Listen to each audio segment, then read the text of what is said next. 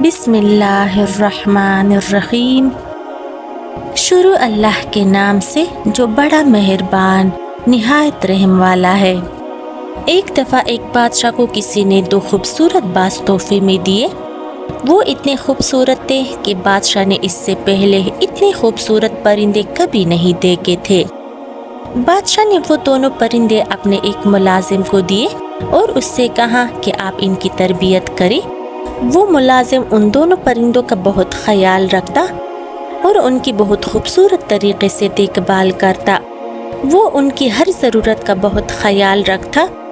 پھر ایک دن ملازم نے بادشاہ کو بتایا کہ بادشاہ سلامت، ان دونوں پرندوں میں سے ایک پرندہ تو بہت اونچی اڑان بھر رہا ہے اور دوسرا پرندہ جب سے آیا ہے تب سے وہ ایک ہی شاخ پر بیٹھا ہے، اڑ ہی نہیں رہا۔ ملازم کی یہ بات سن کر بادشاہ بہت پریشان ہوا۔ بادشاہ اور وزیر نے کئی دن اس پرندے کو اڑانے کی ہر ممکن کوشش کی، لیکن جب وہ ناکام ہو گئے تو پھر بادشاہ نے ملک کے تمام معالجوں اور جادوگروں کو بلا لیا، لیکن ان میں سے کوئی بھی اس باز کو نہ اڑا سکا۔ آخر کار بادشاہ نے اپنے مشیروں کے سامنے یہ فیصلہ بیان کیا۔ گھنٹے دن اور دن مہینوں میں ڈل گئے لیکن وہ باز نہ اڑ سکا۔ پھر بادشاہ نے ایک ایسے شخص کو بلانے کا فیصلہ کر لیا جو قدرت سے بہت گہری دلچسپی رکھتا ہو۔ بادشاہ نے اپنے مشیروں کو حکم دیا کہ کسی ایسے شخص کو ڈھونڈ لیا جائے جو جنگلات میں کافی عرصہ رہ چکا ہو۔ اگلے دن ہوا یہ کہ بادشاہ اس باز کو باغ میں اڑتا ہوا دیکھ کر حیران رہ گیا۔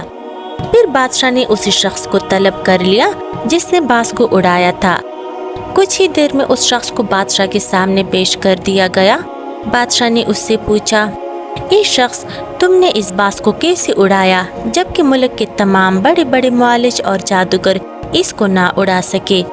وہ آدمی مسکراتے ہوئے بولا، بادشاہ سلامت، میں نے وہ شاخ ہی کاٹ دی جس پر باز بیٹھا کرتا تھا، لہٰذا جب وہ شاخ ہی نہ رہی جس پر باز بیٹھتا تھا تو ظاہر سی بات ہے کہ باز نے پھر اڑنا ہی تھا۔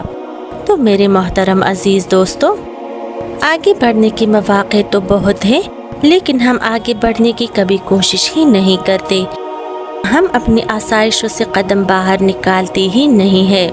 نئے تجربے اور نئی آزمائشیں ہی زندگی میں آگے بڑھنے کا سبب بنتے ہیں۔ تو پیارے دوستو، ہمیں چاہیے کہ ہم آزمائشوں کا مقابلہ کریں، نہ کہ آزمائشوں سے ڈر کر ہار مان جائیں، کیونکہ آزمائشوں کا مقابلہ کرنے سے ہی کامیابی ملتی ہے۔